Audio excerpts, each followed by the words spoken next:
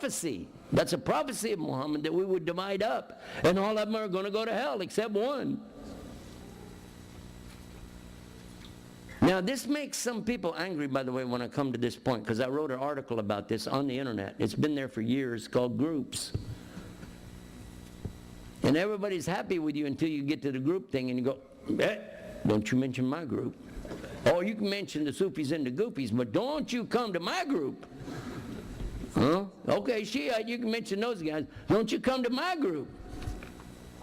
But when they ask me, again, I'll mention when I come back to the country, they'll ask me, are you a Sunni?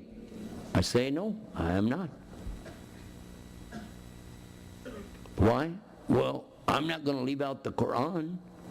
I follow the Quran and the Sunnah. Anybody here only follows Sunnah? Duh. I'm a Muslim. That's it. Stop with that.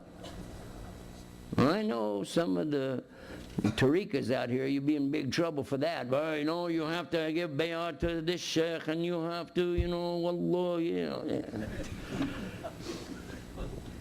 I just tell them I'm not smart enough to do all that. I just keep it simple. What's the first point to start with? And I'm going to go back to what I told you in the speech. This is what the Prophet ﷺ told Mu'adh ibn Jabal to do. When he appointed him as the governor of Yemen, and he sent him down, he said, I'm sending you to the people of the book, Jews and Christians. Teach them Tawheed. Let them understand the true meaning of La ilaha illallah. And that's what the companions had to deal with for 13 years. They didn't get into these intricacies of fiqh. They didn't get into the divisions of how you work with and dividing up the different kinds of zakah, inheritance. This wasn't the issue. The issue was what? Tawheed. La ilaha illallah. There's only one God to worship. And how do we understand that? By the way, if you want an easy website to really explain Tawheed, really make it easy for anybody. Many priests and preachers have already come to Islam from two websites that we use. GodAllah.com, that's got the Tawheed covered, and the other one which compares Christianity to Islam, called Islam Code. But both of these are at our main website, shareislam.com, shareislam.com. Next question.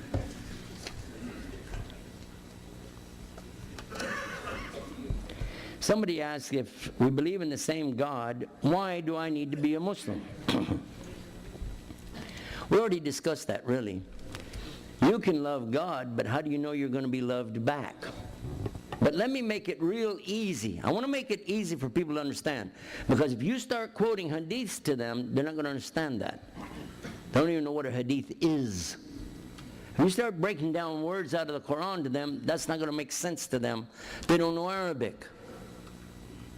Muslims are even starting to say things like, well, we all believe in the same God. Why can't we just get along, live in peace, let me get my degree, make some money, have a big house, and we'll all be la-di-da-di-da. Yes or no? And that's true. That's what's happening. So I want to make this so that it's clear, crystal clear.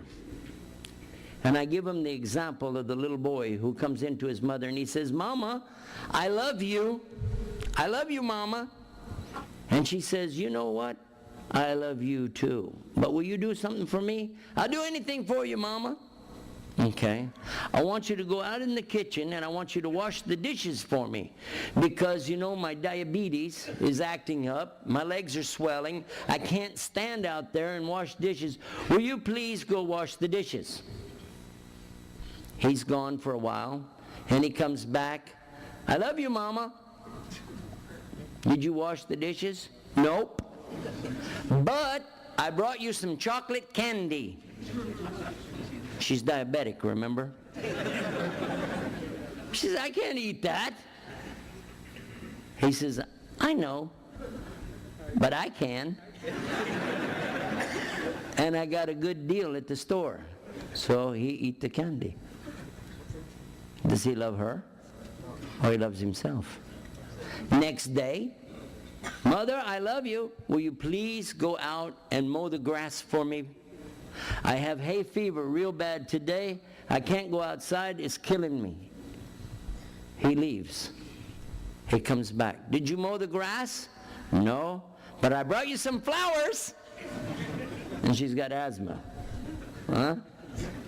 She said, get that away from me. You know I can't be around that.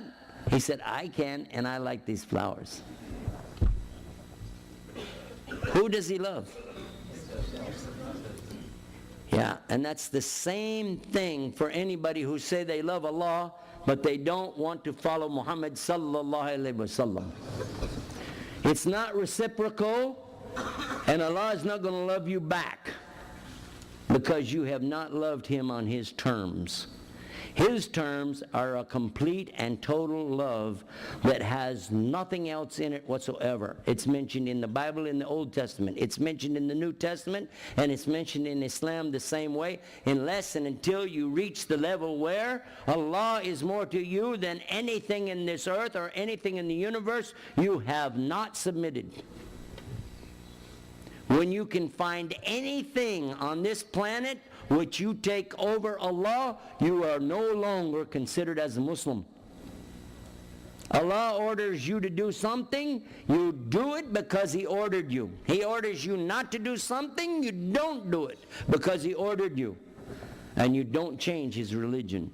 Because if you do, you'll be the lowest of the low in the next life. This is mentioned in the Bible. This is mentioned in the Quran. This is clear from the monotheistic religions. Allah has one and only one way for salvation and redemption. It's to believe in him as one, to make tawbah to him, to repent to him, and to be sincere in it, and to leave off sinning as much as you can. It doesn't mean you're going to be perfect. We already know that. But it does mean you're going to try your best. And you're going to also apologize and ask for forgiveness when you make mistakes. And you're not going to pass your mistakes off onto somebody else and say, he died for my sins. You were responsible for what you did, not somebody else. And if you believe in God, and if you're trying to please God and trying to obey his commandments, then you're already in Islam anyway, even if you didn't know what it was. So you don't have to change, you just have to make some corrections, like I did.